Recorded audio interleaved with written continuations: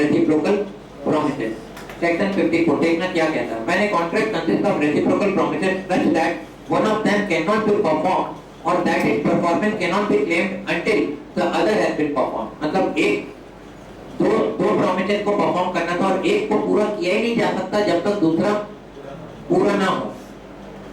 And the promiser of the promise last mentioned fails to perform it और promiser उसे पूरा नहीं करता है, such promiser cannot claim the performance of reciprocal promise. यानी जिसने डिफॉल्ट किया वो ये क्लेम नहीं कर सकता कि सामने वाले ने पूरा नहीं किया, क्योंकि पहले क्या करना था, उसे ही अपने ऑब्लिगेशंस को फुलफिल करना था और वो कर नहीं रहा है, तो फिर वो यहाँ पर डैमेजेस क्लेम नहीं कर सकेगा. And must make compensation to the other party, उल्टा उसे कंपनसेशन देना होगा दूसरे पार्टी को for any loss which such other party may sustain by the non performance of the contract. पहले ना एग्जांपल देखो. A hire B ship to take a cargo from Kolkata to Mauritius. A ने B का ship higher किया कलकत्ता से Mauritius ले जाने के लिए, कार्गो ले जाने के लिए. कार्गो मतलब माल. A does not provide any cargo for the ship, और ए कोई कार्गो दे ही नहीं रहा बी को. अब बताओ बी उसको मॉरिशस ले जाएगा क्या? खाली शिप को ले जाए मॉरिशस, यानी कौन डिफॉल्टर है यहाँ पर? ए, जिसने माल दिया ही नहीं टाइमली बी को. तो A cannot claim performance of B promise. A बात में ही नहीं बोल सकता मॉरिशस तो ले ही नहीं गए शिप को, तो किस बात का पैसा? मतलब तो जो ए यहाँ पर एक तो माल नहीं दिया, ऊपर से बाद में बी को ब्लेम कर रहा है कि तुम तो नहीं ले गए मॉरिशस, तो क्या ले जाता वो मॉरिशस, राइट? तो यहाँ पर पहले किसे परफॉर्म करना था? ए को. तो यहाँ पर ए को कंपनसेशन देना पड़ेगा बी को, क्योंकि उसने नॉन परफॉर्मेंस किया कॉन्ट्रैक्ट का. क्लियर हो रहा है? तो एनालिसिस देखो. Section 54 applies when the promises are reciprocal and क्या डिपेंडेंट. ये डिपेंडेंट है ना. जब तक ए अपना प्रॉमिस फुलफिल नहीं करेगा, बी अपना प्रॉमिस कैसे फुलफिल कर पाएगा? आगे देखो. If the promiser who has to perform a promise before the performance of the other promise, other promise, fails to perform it, he cannot claim performance of the other promise and is also liable for compensation of its non-performance. Clear point? अगला है point number 5, section 55. Effect of failure to perform at a time fixed in a contract in which time is essential. मतलब बोल रहा है कि time fix किया गया था और टाइम एसेंशियल था, इंपॉर्टेंट था. टाइम एक इंपॉर्टेंट फैक्टर था और उस टाइम के हिसाब से कॉन्ट्रैक्ट को पूरा नहीं किया गया. Section 55. The law on this subject is contained in section 55 which is reproduced below. When a party to a contract promises to do certain thing at or before the specified time and fails to do such thing at or before the specified time, the contract or so much of it as has not been performed becomes voidable at the option of the promisee. होगा वहाँ पर promisee. तो अगर वो उस समय पर पूरा नहीं किया जाता तो promisee के ऑप्शन पर वो कॉन्ट्रैक्ट क्या हो जाएगा? voidable हो जाएगा. He may rescind the contract and sue for the breach. और वो उस breach के लिए क्या कर सकता है? केस कर सकता है. अभी एक बात को समझना होगा, थोड़ा प्रैक्टिकल एग्जांपल. अगर आपको जब इंडिया से जाना है सपोज यूरोप, तो कई बार ऐसा होता है डायरेक्ट फ्लाइट मिलती है और मैक्सिमम टाइम डायरेक्ट फ्लाइट नहीं मिलती है, या बहुत महंगी होती है जो आप नहीं लेना चाहते. क्लियर है? जैसे सपोज अगर आपको पेरिस जाना हो तो जनरली इस्तांबुल होकर के फ्लाइट जाती है, मतलब इस्तांबुल से फ्लाइट चेंज करना पड़ता है. मैं एक एग्जांपल दे रहा हूँ, जरूरी नहीं है, और भी रूट्स हैं. जैसे रसिया होकर के भी जाता है मॉस्को, फिर मॉस्को से यूरोप का कोई भी कंट्री, राइट? आपने क्या किया? आपने टिकट बनाया एक साथ दिल्ली से सपोज पेरिस, और वो वाया इस्तांबुल था. और उस केस में जो एयरलाइन एजेंसी है ना, उसने आपको स्प्लिट करके 2 टिकट दे दिया, जाने का भी और लौटने का भी वैसे. तो अगर पहला फ्लाइट टाइम से नहीं पहुंचेगा और दूसरा फ्लाइट चला जाएगा, तो वैसे केस में जिम्मेदार कौन होगा? एयरलाइन. अगर आपने कौन सा टिकट लिया था? एक साथ. आपने जो टिकट बुक किया था, आपने तो दिल्ली टू पेरिस किया था. क्लियर है? तो उस एयरलाइन का ये ड्यूटी है कि वो आपको पेरिस पहुंचाए, और उस केस में पहला फ्लाइट डिले होगा तो दूसरा फ्लाइट को या तो उसे डिले करना चाहिए या फिर आपके लिए सब्स्टिट्यूट अरेंज करना चाहिए, राइट। अब क्या होता है यहाँ पर, अगर आप क्या करते हो कि जो फ्लाइट आप बुक करते हो वो अलग अलग आप बुक करते हो, क्या करते हो, अलग अलग बुक करते हो। तो वैसे सिचुएशन में अगर आपका पहला फ्लाइट डिले होता है तो क्या दूसरा फ्लाइट आपको मिस होने पर कंपनसेशन मिलेगा? नहीं। Time is the essence of the contract, ये समझना होगा। अगर आपका दोनों फ्लाइट इंटरकनेक्टेड था, ठीक है, तो वैसे सिचुएशन में आपको कंपनसेशन मिलेगा। अगर आपको कंपनी छोड़कर चली जाएगी तो, यानी एयरलाइंस आपको छोड़कर चला जाएगा एयरक्राफ्ट, तो आपको कंपनसेशन मिलेगा या आपको दूसरी फ्लाइट मिलेगी। अगर ऐसा आप नहीं करोगे ना तो आप हमेशा रिस्क में रहोगे। मतलब आप बाद में ये चैलेंज नहीं कर सकते कि टाइम कितना इंपॉर्टेंट था। मतलब आपने अलग अलग फ्लाइट बुक कर ली, जैसे अभी देखो ना, फ्लाइट छोड़ो ना, इंडियन रेलवे का एग्जांपल, आपको यहाँ से जाना था डेस्टिनेशन पर कहीं, और बीच में आपको दिल्ली में ट्रेन चेंज करना था। तो पहली ट्रेन जमशेदपुर से दिल्ली और दूसरी ट्रेन अभी सपोज वहां से आगे जाना है और वो 2 घंटे बाद थी या 3 घंटे बाद थी, आपने 3 घंटे का गैप भी रखा। पर आपको तो पता है इंडियन रेलवे का क्या कहानी है, तो आपकी ट्रेन कब पहुंची? 10 घंटे लेट। बताओ, वो सामने वाली ट्रेन आपके लिए रुकेगी? रेलवे रोकेगा? नहीं। अब आप क्या कर सकते हो? जवाब बड़ा सिंपल है, कुछ नहीं कर सकते आप क्लेम नहीं कर सकते कि मेरा जो दूसरा ट्रेन छूटा है ना, वो पहले ट्रेन के लेट होने की वजह से छूटा है। अगर मैं टेक्निकली कहूँ ना, टेक्निकली तो आप बिल्कुल क्लेम कर सकते हैं, यहाँ पर रेलवे पर केस करिए, लेकिन आप ऐसा कर नहीं पाओगे क्योंकि कोई सुनवाई नहीं होने वाली है प्रैक्टिकली। तो वैसे सिचुएशन में टाइम इज द एसेंस। यहाँ पर टाइम इंपॉर्टेंट था ना, आपको टाइम से पहुंचाना था, पर इंडिया में इसकी जिम्मेदारी कोई लेता नहीं, गवर्नमेंट तो खास करके नहीं लेती इसकी जिम्मेदारी। तो ये आपका रिस्क है, आप समझिए। आप जानिए कि आपका ट्रेन इतना लेट हुआ तो आपको उतना गैप ऑलरेडी रखना था, आपको मैक्सिमम गैप लेकर चलना था, तब आप हमेशा रिस्क से क्या होगा, बच जाएंगे। मैं कई बार इसमें फंस चुका हूँ। हम लोग जापान जा रहे थे, तब जमशेदपुर से कोलकाता की ट्रेन थी और जापान के लिए फ्लाइट थी कलकत्ता से। अब क्या हुआ, हमारी ट्रेन 4 घंटे से भी ज्यादा लेट हो गई। बोलो, मोर देन 4 आवर्स। अब क्या करें, मतलब ऐसी हालत थी कि अगर और 15-20 मिनट भी लेट होते ना तो फ्लाइट मिस हो जाती।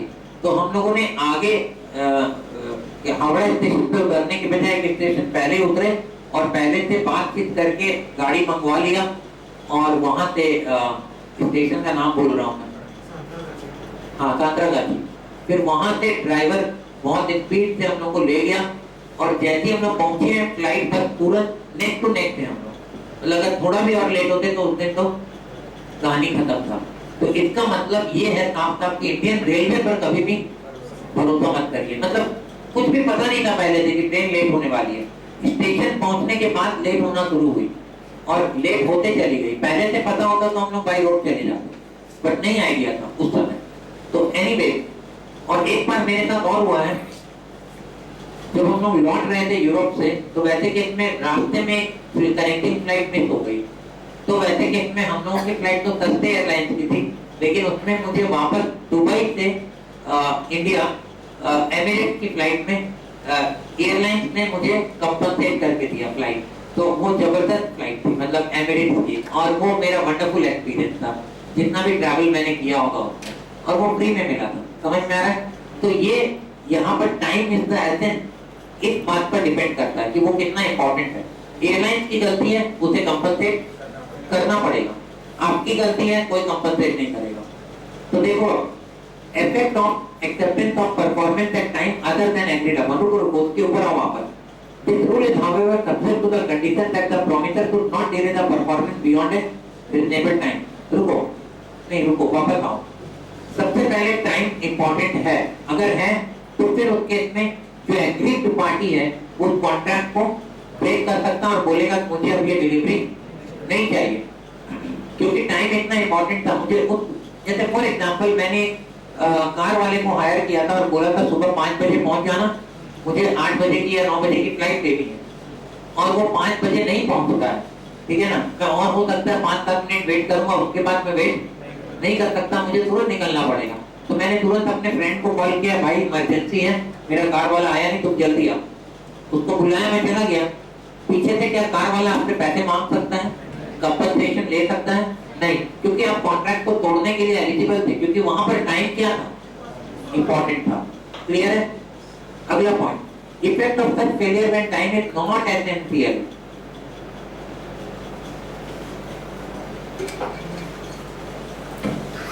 अगर टाइम एसेंशियल ना हो तो क्या होगा? देखो, if it was not the intention of the parties that time should be the essence of the contract, parties का intention नहीं था, उसमें टाइम उतना इम्पोर्टेंट नहीं था। जैसे फॉर एग्जांपल मेरे आपके बीच में कोई कॉन्ट्रैक्ट हुआ है पढ़ाने का, इसमें टाइम उतना इम्पोर्टेंट नहीं है, मतलब उतना इम्पोर्टेंट नहीं, मतलब एक चीज तो इम्पोर्टेंट है कि रीजनेबल टाइम में खत्म हो जाए सिलेबस, बस यही इम्पोर्टेंट है। और रीजनेबल टाइम ऑब्वियसली एग्जाम के पहले होगा, बोलो। लेकिन क्या ऐसा तय हुआ था कि नवंबर एग्जाम में 10 अक्टूबर को सिलेबस खत्म हो जाए, और अगर 10 को नहीं हुआ तो आप आ जाओगे तुरंत, सर पूरा पैसा वापस करिए, आपने कॉन्ट्रैक्ट को रिप्यूडिएट किया। समझो अभी, क्या ऐसा इंटेंशन था at the time of agreement? नहीं था, ना आपका ना मेरा। तो बताइए यहाँ पर फ्लेक्सिबिलिटी है कि नहीं?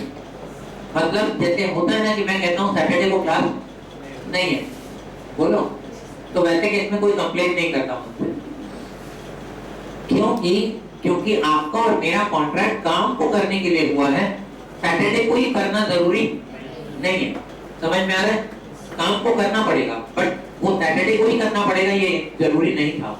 तो इसका मतलब है तब सेकेंड पार्टी उस कॉन्ट्रैक्ट को तोड़ नहीं सकता इस बेसिस पर कि टाइम फॉलो नहीं। समझ गए? ऐसे बहुत सारे कॉन्ट्रैक्ट होते हैं, जैसे आपने दुकानदार से माल खरीदा, बहुत सारा ग्रोसरी खरीदा, और उसने बोला मैं आपके घर भिजवा दूंगा, चिंता मत करो। आपने नहीं बताया कि बहुत इमरजेंसी है, राइट? आप आ गए और सुबह आपने सामान खरीदा था, शाम हो गई, आपके पास ग्रोसरी पहुंचा ही नहीं, आपने कॉल किया उसको, बोला एक्चुअल में जो मेरा गाड़ी वाला है ना वो नहीं आया आज, इसीलिए आपका राशन हम डिलीवर नहीं कर पाए। तो आप बोलेंगे मेरे को तो बहुत जरूरी था, इमरजेंसी है, ऐसा वैसा, तो वो तुरंत आपको बोलेगा आपने बोला नहीं था उस समय, राइट? क्यों? आपको अपना intention at the time of agreement clear करना चाहिए हमेशा। और तब वो कह रहा है कि आप चिंता मत करो, बस अभी 1 घंटे के अंदर आपका सामान पहुंच जाएगा।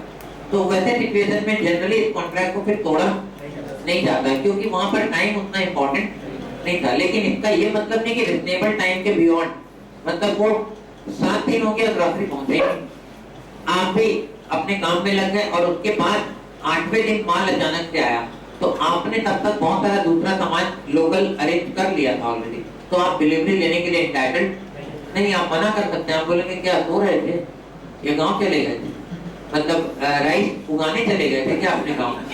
तो कहने का मतलब है कि आपको उस कॉन्ट्रैक्ट को कब पूरा करना होगा। अगर टाइम नहीं दिया है, रिजनेबल टाइम में तो करना पड़ेगा ना, बोलो। क्लियर है पॉइंट? अभी रिजनेबल टाइम क्या होता है ये हर केस के फैक्ट्स और सर्कमस्टेंसेस पर डिपेंड करता है। So if it was not the intention of the party that time should be essence of contract, the contract does not become voidable by the failure to do so, to do such thing at or before the specified time. तो काम को हो सकता है specified time से पहले भी पूरा किया जा सकता है और थोड़ा लेट से भी हो सकता है, but the promise is entitled to compensation from the promiser for any loss occasioned by him by such failure. This rule is however subject to the condition that promiser should not delay the performance beyond a reasonable time. ये last line को underline करो, promiser should not delay the performance beyond a reasonable time. कोई दिक्कत? Section 55 पढ़ रहे हैं कि अगर टाइम फिक्स है, ये टाइम इंपॉर्टेंट है, तो उस टाइम में होना चाहिए, नहीं तो सामने वाला उसको कॉन्ट्रैक्ट को तोड़ सकता है, बोलो। और अगर टाइम कुछ एसेंस नहीं है तब उस केस में नहीं तोड़ पाएगा, लेकिन तब भी डिलीवरी रिजनेबल टाइम में होनी चाहिए। तीसरा, effect of acceptance of performance at time other than agreed upon, यानी परफॉर्मेंस हुआ है लेकिन other than time agreed upon, जो समय तय हुआ था उसमें नहीं हुआ। तो in case of a contract voidable and on account of promises failure to perform its promise at the time agreed, the promisee accept performance of such promise at any time other than agreed. Promiser अगर time agreed पर नहीं कर रहा है, promise fulfill बहुत बाद में भी कर रहा है और promises से accept कर रहा है, the promisee cannot claim compensation for any loss. मतलब लेट से accept कर ले रहा, तो accept जब कर लिया तब आप compensation के हकदार नहीं होगी, या तो आप एक्सेप्ट मत करिए ना, आप बोलिए नहीं मुझे नहीं चाहिए ये, अब नहीं चाहिए मुझे। तो देखो आगे, तो the promisee cannot claim compensation for any loss occasioned by the non-performance of the promise at the time agreed unless at the time of acceptance। हाँ एक और बात है, ये वर्ड बहुत इंपॉर्टेंट है, unless अंडरलाइन कर लो पूरे लाइन को, unless at the time of acceptance he gives notice to the promiser of his intention to do so।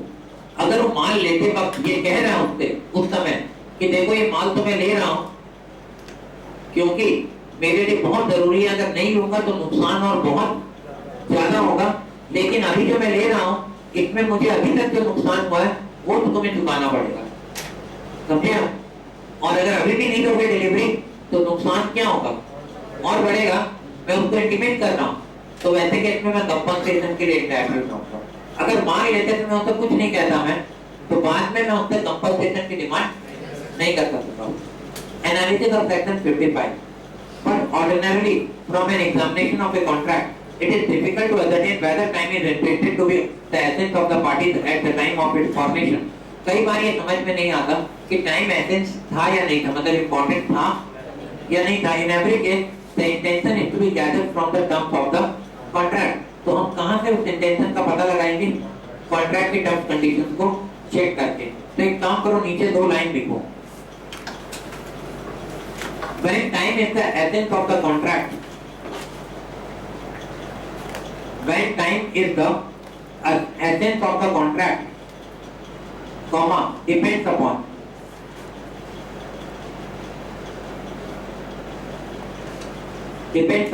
comma, पहला, the intention of the party।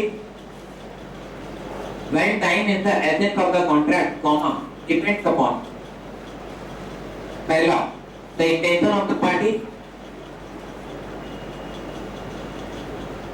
comma, दूसरा, nature of the transaction। The intention of the party, comma, nature of the transaction, दूसरा point, और comma तीसरा point, third point, terms of the contract। पहला intention of the party, दूसरा nature of the transaction, और तीसरा terms of the contract. मतलब अगर time essence है या नहीं है ये जानना है और क्लियर नहीं है, एग्रीमेंट में क्लियर नहीं है, तो आप तीन तरह से पता लगाएंगे। पहला इंटेंशन ऑफ द पार्टी, मैंने बोला ना intention at the time of taking admission, कि आपका इंटेंशन था कि आप मुझे बाउंस कर रहे हैं कि 10 अक्टूबर को क्लास खत्म करनी है, ना आपका था ना मेरा था, तो क्या 2-4 दिन क्लास इधर उधर कंप्लीट होने में नहीं लग सकता? बिल्कुल लग सकता है। Time is not the essence of the contract. तो इंटेंशन ऑफ द पार्टी पहला, अगर उससे भी नहीं क्लियर हो रहा है तो दूसरा क्या? नेचर ऑफ द ट्रांजैक्शन, और तीसरा क्या? Terms of the contract. बस इन्हीं से पता चलेगा, और कहां से पता लगाओगे बोलो? तो इन ऑप्शंस को चेक करोगे यहाँ पर और पता लगा सकते हैं कि टाइम एसेंस था या नहीं था। In a mercantile contract, the general rule in this regard is that stipulation as to time, comma, expect as to time for payment of money are essential conditions, since punctuality is of the utmost importance in the business world। रुको अभी, बोल रहे हैं mercantile contract, the general rule in this regard is that the stipulation as to time, comma, except as to time for payment of money। Time to payment of money, money payment करने के time को अगर आप छोड़ दें तो बाकी cases में पंक्चुअलिटी तो होना क्या है? जरूरी है। Thus on a sale of goods that are notoriously subject to rapid fluctuation of market price, example gold, silver, shares, etc., having a market ready market for the time of delivery is of the essence of the contract। कुछ ऐसे contract है, nature of contract, जिसमें कि time essence होता है, important होता है, जैसे गोल्ड का डिलीवरी, सिल्वर का डिलीवरी, शेयर का डिलीवरी, क्योंकि उसका मार्केट प्राइस तो हर रोज बदल रहा है। तो अगर आप सोचेंगे कि मैं 10 दिन बाद डिलीवरी कर दूंगा, 10 दिन में तो कहानी बदल जाएगी पूरी। क्लियर हो रहा है? तो वहां पर बिना बोले बात को समझना होगा नेचर ऑफ कॉन्ट्रैक्ट को देख करके कि यहाँ पर टाइम का बहुत इंपॉर्टेंस है। लेकिन अगर एक मॉर्गेज बॉन्ड है, मतलब बॉन्ड की delivery, mortgage bond, the time fix for repayment of mortgage money. जैसे मुझे मॉर्गेज बॉन्ड मैंने इशू किया था और ड्यू डेट आ गया आज और पार्टी को मुझे आज पे करना बॉन्ड के बदले में, मेरा पेमेंट करने का ड्यू डेट है, तो अगर पेमेंट में 4 दिन 7 दिन लेट भी हो जाएगा तो इससे बहुत ज्यादा कोई सिचुएशन में फर्क नहीं पड़ने वाला। जबकि अगर मेरा कॉन्ट्रैक्ट था कि मुझे गोल्ड डिलीवर करना है तो 7 दिन बाद डिलीवर करने से चलेगा नहीं। तो बोल रहे हैं अगर मॉर्गेज बॉन्ड का मामला हो या मॉर्गेज प्रॉपर्टी का मामला हो, मतलब मुझे प्रॉपर्टी को सपोज डिलीवर करना था, प्रॉपर्टी का डिलीवरी, तो वैसे केस में 4 दिन या 7 दिन डिले होता है तो ये कोई बहुत इंपॉर्टेंट नहीं माना जाएगा, बहुत मैटर नहीं करेगा, क्योंकि इसमें time is not the essence. तो थोड़ा सा डिले भी चलता है। Similarly in a contract to sell land and clause limiting the time of completion is not strictly imposed. A contract to sell land, तो इसमें भी टाइम ऑफ कंप्लीशन जो है ना वो बहुत ज्यादा स्ट्रिक्टली इम्पोज नहीं किया जा सकता, but even in a contract for sale of land time can be made the essence of the contract by express word. लेकिन एक्सप्रेस वर्ड से उसको इंपॉर्टेंट बनाया, मतलब सपोज टाइम इंपॉर्टेंट था नहीं लेकिन एग्रीमेंट में लिख दिया गया कि ये इस डेट तक क्या करना होगा, फुलफिल करना होगा, तब वो इंपॉर्टेंट बन जाएगा, तब आपको उसमें फुलफिल करना पड़ेगा। अगर साइलेंट रहेगा तो हम नेचर ऑफ ट्रांजैक्शन को देख करके या टर्म्स ऑफ कॉन्ट्रैक्ट को देख करके तय कर सकते हैं। Contract can not be avoided where time is not essential. तो अगर टाइम एसेंशियल नहीं है तो कॉन्ट्रैक्ट को अवॉइड नहीं किया जा सकता on the ground that time for performance has expired. There the promise is only entitled to compensation. हाँ, अगर डिले किया ना सामने वाले ने तो कंपनसेशन की मांग कर सकता है, मतलब कॉन्ट्रैक्ट रिप्यूडिएट नहीं कर सकता क्योंकि टाइम इंपॉर्टेंट नहीं था, लेकिन सामने वाले से कंपनसेशन की डिमांड की जा सकती है। But it must be remembered that even time is not essential, तब भी रीजनेबल टाइम में परफॉर्म करना जरूरी होगा, नहीं तो वो कॉन्ट्रैक्ट प्रोमिसी के ऑप्शन पर वॉइडेबल हो जाएगा। Clear point?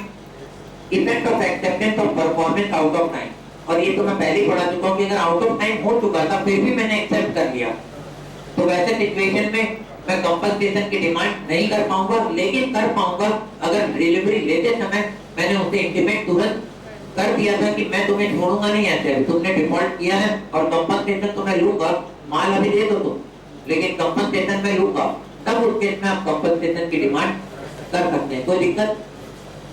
Point number 6, agreement to do impossible act. आप जानते हैं ना इम्पॉसिबल एक्ट तो कभी भी पूरा हो ही नहीं सकता, तो लिख रहा है section 56 contemplate various circumstances under which agreement में बी वॉइड। हम पढ़ चुके हैं लंबे लिस्ट वॉइड एग्रीमेंट की, उसमें ये भी एक आइटम था agreement to do impossible act. वो क्या होता है? वो एग्रीमेंट वॉइड होता है ना शुरू से, अरे इम्पॉसिबल एक्ट कर पाओगे क्या? मैंने एक एग्रीमेंट किया, क्या किया? एग्रीमेंट किया कि अगर तुम मुझसे शादी करोगी तो मैं बदले में तुम्हारे लिए चांद तारे तोड़ लाऊंगा। तो बोल रहे ठीक है चलो, अब मुझे क्या मालूम था वो सच में चांद तारे उसे चाहिए, बोलो तो ये एग्रीमेंट क्या होगा? वॉइड होगा शुरू से, कि वो सामने वाला इतना स्टूपिड था, उसको नहीं पता था चांद तारे नहीं टूट कर लाए जा सकते यहाँ पर। तो ये इम्पॉसिबल क्या अभी बना है कि शुरू से इम्पॉसिबल था? शुरू से इम्पॉसिबल था, तो ये एग्रीमेंट क्या है? Void ab initio. An agreement to do an act impossible in itself is क्या? Void. Example: A agrees with B to discover treasure by magic. The agreement is void. बोलो, मैं एक और एग्जाम्पल देता हूँ आपको। एक रोड में बहुत सारा क्या बोलते सिरप और मेडिसिन लेकर बैठा हुआ एक बंदा रोड में, और उसमें लिखा हुआ है हर तरह के कैंसर का रामबाण इलाज, कैंसर वर्ड यूज कर रहा है वो। और बोल, जब आप उसके पास जाकर उससे बात करते हैं, पूछते हैं, तो बोलता है सुनिए मेरी दवाई आप 1 महीने खाइए और कैंसर ना ठीक हो जाए तो बोलिएगा। क्लियर है? 1 महीने का वो टाइम लेता है। तो आप उसके साथ एग्रीमेंट करते हैं, मतलब पैसे देते हैं, उसको दवाई खरीद लेते हैं।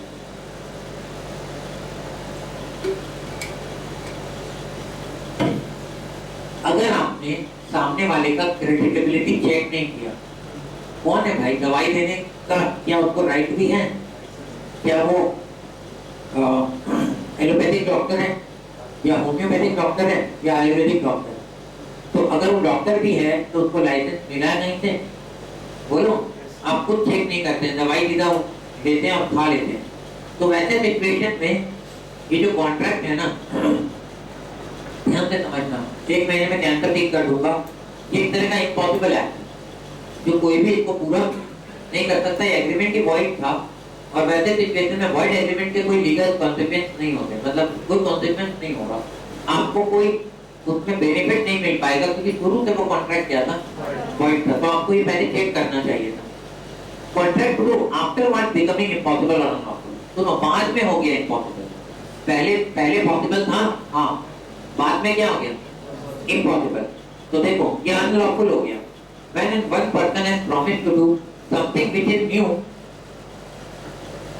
a contract to do an act which after the contract is made becomes impossible, or by reason of some event which the promiser could not prevent, unlawful, becomes void when the contract becomes impossible or unlawful. तो जिस दिन ये impossible हुआ या जिस दिन वो unlawful हुआ, उस दिन वो क्या हो जाएगा, void हो जाएगा, और तब उस केस में उसका कोई लीगल कॉन्सिक्वेंस अराइज नहीं होगा। जैसे ए और बी ने आपस में एग्रीमेंट किया था कि ए बी से 3 महीने के बाद शादी करेगा और बदले में बी उसे 5 लाख रुपए पे करेगा, राइट। तो वैसे केस में हुआ क्या, 1 महीने बाद ही ए जो है वो डेथ कर गया। तो वैसे केस में बताओ बी उस कॉन्ट्रैक्ट को एग्जीक्यूट करवा पाएगा, नहीं, या ए पागल हो गया फॉर एग्जांपल, तब भी वैसे केस में कॉन्ट्रैक्ट क्या हो जाएगा, रिप्यूडिएट, वॉइड हो जाएगा, और इसका कोई लीगल कॉन्सिक्वेंस होगा नहीं। Compensation for loss through non-performance of act known to be impossible or unlawful. So no, when one person has promised to do something which is new or with reasonable diligence might have known and which the promisee did not know. Promisee को ये बात नहीं पता था, promiser को शुरू से पता था कि ये impossible है, या promiser इस स्थिति में था कि उसे पता चल सकता था कि ये impossible है, और promisee को ये बात पता नहीं थी। Such promiser must make compensation to such promise for any loss which such promise sustains through the non-performance of the promise. तो वहां पर अब promiser को compensation देना पड़ेगा। अगर वो शुरू से void था तो किसी पार्टी को कोई compensation नहीं देना, लेकिन एक पार्टी को पता था कि ये impossible है, दूसरे पार्टी को पता नहीं था और पता चलना भी नहीं था उसे, तो वैसे केस में जो एग्रीड पार्टी है उसे compensation लेने का हक होगा। Analysis. The impossibility of performances may be of two types. पहला initial impossibility और दूसरा subsequent impossibility. अगर initial impossibility यानी शुरू से, तो वैसे केस में वो कॉन्ट्रैक्ट क्या है, void है, और उसका कोई लीगल कॉन्सिक्वेंस नहीं होगा। Example, A Hindu was already married, already शादीशुदा था A, contracted to marry B Hindu girl, और वो बी से प्रॉमिस कर रहा है, कॉन्ट्रैक्ट कर रहा है कि मैं शादी करूंगा तुमसे। According to law A being married could not marry B. क्या शादी कर सकते हैं आप, ऑलरेडी शादीशुदा हो, नहीं कर सकते, एज पर हिंदू सक्सेशन एक्ट अलाउड ही नहीं। In this case A must make compensation to B for the loss caused by to her by the non performance, और बी को ये बात नहीं पता था कि ए ऑलरेडी शादीशुदा है, बोलो। तो बी यहाँ पर ए पर कंपनसेशन के लिए केस कर सकती है, कोई प्रॉब्लम नहीं। समझ में आ रहा है? ये इसको ऐसे समझो, एक बंदा था, वो ऑलरेडी शादी कर रहा है, बी प्रॉमिस पूरा कर रहा है, मंडप में बैठा है, फेरे होने वाले हैं, अचानक एक लेडी दौड़ कर आती है और एक बच्चे को साथ में लेकर आती है, बच्चे को मारती है, रोने लगता है वो जोर से, और वो बच्चा बोलता है सामने वाले को पापा पापा, राइट। तो इसका मतलब ऑलरेडी वो मैरिड है। अब जैसे ये बात बी को पता चलता है, जो वहाँ बैठी हुई थी, उसको क्या फील होगा, उसके साथ फ्रॉड हुआ है, और वो फर्स्ट पर्सन से यानी ए से कंपनसेशन के लिए क्लेम कर सकती है, क्योंकि ये इम्पॉसिबल एक्ट है, ये पॉसिबल नहीं है एज पर हिंदू सक्सेशन एक्ट। आप दोबारा शादी नहीं कर सकते जब तक कि पहले वाले से डिवोर्स ना ले, राइट। वापस आते हैं। If known to the parties, it will be observed that an agreement constituted quite unknown to the parties may be impossible of being performed and hence void. Example, B promises to pay a sum of 5 lakh if he is able to swim across the Indian Ocean from Mumbai to Aden, ये city of Oman है, जो कि 2762 kilometre है, within a week. ए और B आपस में agreement कर रहे हैं, बी प्रॉमिस कर रहा है 5 लाख देगा अगर ए इंडिया से एडेन, मुंबई से एडेन एक सप्ताह में तैरकर पार करेगा। कितना किलोमीटर, 2762 किलोमीटर। क्या सामने वाले को पता नहीं कि ये पॉसिबल है ही नहीं हो सकता ये